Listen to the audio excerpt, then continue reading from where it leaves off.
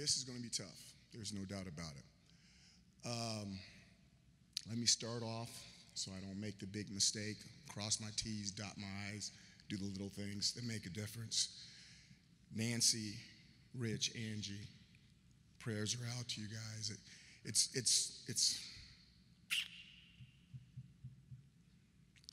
I'm going to get to some things because it's so crazy. It's like I grew up with you guys, okay? But what a wonderful addition. Love you guys.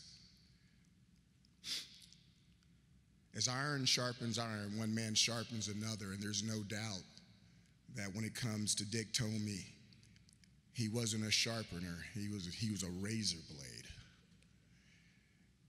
His ability to speak to a group of people and make him feel like he was speaking to every individual was uncanny.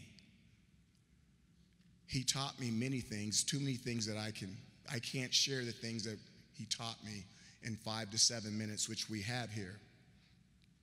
But I can talk about how he takes individuals from all different backgrounds, and it's all types of people, but he has the uncanny ability to take men and make them love each other, and take men that maybe didn't express love openly to make them express themselves.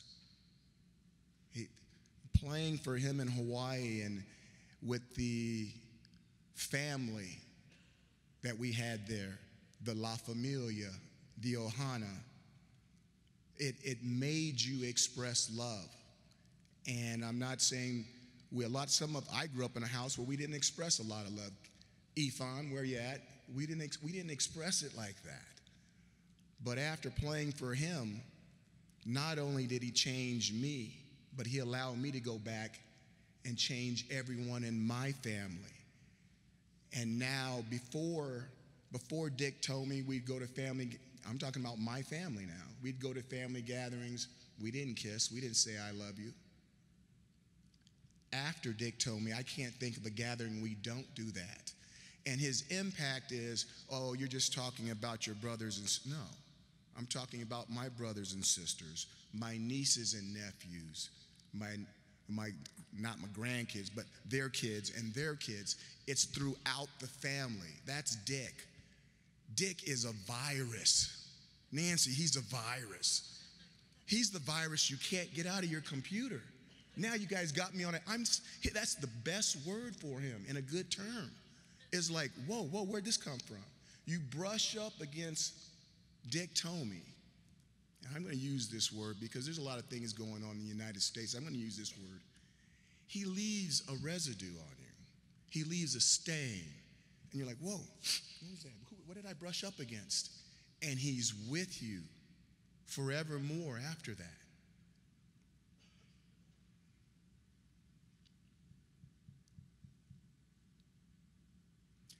I met Dick at 3 stages. I want to talk about 3 stages of my life with Dick Tomey, and then I'm going to get down.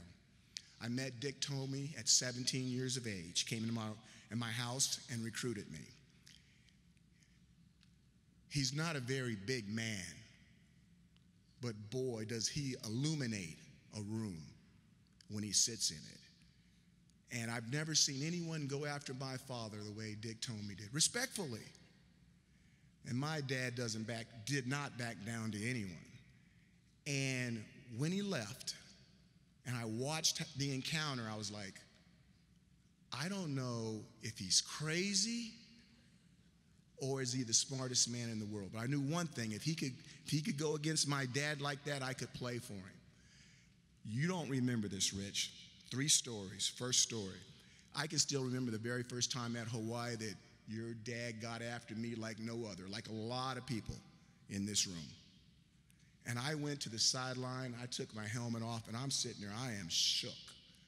I've been shook. My dad was military. I was raised military. It was hard to shake me. I was shook. You came over to me. I'm not making this up. You came over to me and you went, Dino, I didn't think you were that bad. And I'm looking at you, the coach's son. Classic Dick Tomey. 20 years later, I got an opportunity to work for him here at the University of Arizona. And what a blessing. When I got into coaching, my number one goal, I actually told Buzzy Preston this. I said, Buzzy, he says, what do you want to do? I said, I want to be a coach. He says, what do you want to do with your career? I said, someday I want to work for Coach Tomey. Buzzy said, listen, he says, I'm at the University of Hawaii as a graduate assistant. He said, do you want to work for Coach Tomey? You got to do one thing. I said, what's that? He says, you have to leave. You have to prove to him that you can do it on your own. He'll support you, but you got to blaze your own trail. You'll have an opportunity to come back. I left. And my whole goal when I left Arizona was get an opportunity to come back and work for him. What a blessing to come back here to the U of A, to work for Coach Tomey here and be a part of those football teams. And they were already good long before I got here. But to be around Dick, being Dick, and seeing what he can do so much more with so less, that it's amazing.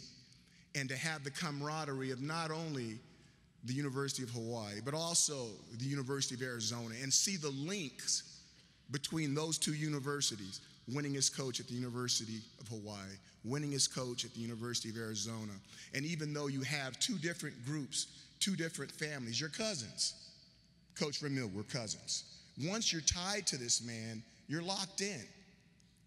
I'm not going to ramble. I'm not going to ramble. Coach, I know you're up there. The last thing I want to share is this. I got an opportunity, a blessing. I got a call from a good friend, Brent Brennan, head coach of San Jose State, and he put some knowledge on me. And after he put that knowledge on me, I called Miss Nancy, and that's what I call her, Miss Nancy.